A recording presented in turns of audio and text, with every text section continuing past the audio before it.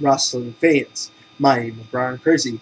You're watching my brand, that from Brand of Wrestling, and entertain me here on YouTube.com and the World Wide Web. Since 2010, providing you with the wrestling news, reviews, rumors, and insight that you're growing accustomed to.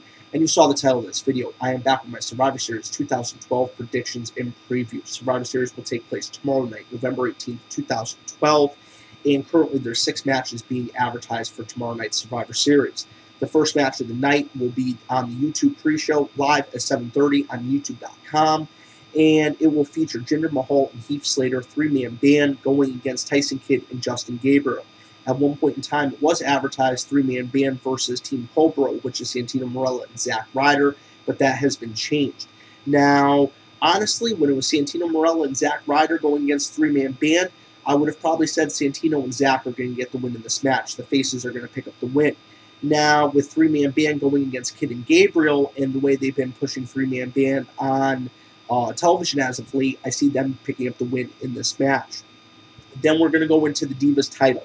Kaitlyn versus Eve Torres. Eve Torres plays a great heel Divas champion. I mean, she's just an incredible performer. Since she's taken this heel turn, her personality is really expanded, and you get to see the actual talent that Eve Torres has in and outside of the ring. But I really see Kaitlyn finally getting that break. I think she's overcome a lot of different issues. I think she's really polished her craft. I think she's learned a lot since she's come into the company. A lot of these talents now come in very, very green. There is no territory system for them to bounce around. There is an indie system, which is still pretty damn good. I mean, it's not as great as the indie league was once upon a time, just like how great the territory system was once upon a time, where a talent could go from territory to territory, be on television, learn their craft, get better, and eventually make it to one of the larger promotions, WWE, Crockett at the time, which became WCW, this, that, and the other. But I really see Kaitlyn picking up the win in this match over Eve Torres and becoming the new Divas champion. Then the United States title is going to be on the line, Antonio Cesaro versus R-Truth. And Antonio Cesaro plays a great heel champion. They've been really pushing him as of late. I mean, this guy is tough as nails. He's been working with a broken hand, no complaints, going into work, getting the job done, and frankly, still kicking ass. I really see Antonio Cesaro keeping the title in this match. Then we're going to have Team Ziggler versus Team Foley. Dolph Ziggler, Cody Rhodes, Damian Sandow, Wade Barrett, and Del Rio. But it looks like Cody Rhodes isn't going to be able to compete. He was injured this week on the main event taping. He suffered an injury. He's not going to have surgery. Actually, I'll provide a further update on that on this channel. And I don't know who's going to step in for him at this point in time. But they will be going against Team Foley, The Miz, Kofi Kingston, Kane, Daniel Bryan, and Randy Orton. And I predict that the faces are going to pick up the win in this match. Team Foley will be successful at the Survivor Series. Then the World's Heavyweight title will be on the line. Big Show, who only won the title, 3 weeks ago, versus Sheamus, the former World's Heavyweight Champion. And at this point in time, I honestly see Big Show defeating Sheamus. Now, if I was running creative, if I was Vince McMahon, that's the way I would go about it. And the reason I would go about it that way is Big Show, his character has been built up and chopped down, built up and chopped down, built up and chopped down. He's finally got the world title. Give him a credible run. It doesn't have to be incredibly long. It can only be a month or two. But I think taking the title away from him only after 3 weeks, and then the situation that happened last year with the seconds-long title run, I just don't think it would be the right decision.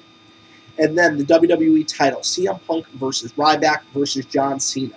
Now, honestly, a lot of people are saying they should strike while the iron is hot and they should give Ryback the WWE title. Now, that could be a good idea, but honestly, I think he would just get lost in the pre-WrestleMania mix. I think if they were going to give him the title, they should wait till after WrestleMania. Now, CM Punk keeping the title, going on to the Royal Rumble and facing off against The Rock, who's already the established #1 contender.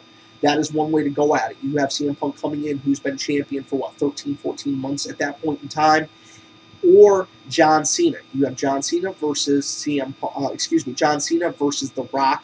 Rock versus Cena 2, the match that it's been talked about a lot, been talked about it potentially happening at Royal Rumble or WrestleMania. Have it happen at the Royal Rumble so you don't have the same main event happening at Mania 2 years in a row, and then have CM Punk versus The Rock at Mania. I mean, there's so many ways that you could go at it, but I honestly have the feeling at this point in time, CM Punk is going to retain, and he's going to go on to TLC, and then he's going to go on to the Royal Rumble. And then when it comes to the Royal Rumble, in my honest opinion, I think this is where The Rock is going to pick up the strap for potentially the last time in his career. But what is going to be one of the most eventful WWE title runs in, I would say, probably the last 10 years, if I could be that bold. Now, guys, I want to know your thoughts. I want to know your feelings. I want to know your feedback, and I want you to drop them below. For the effing brand of wrestling and entertainment here on YouTube.com and the World Wide Web, my name is Brian Crazy. I'll catch you later.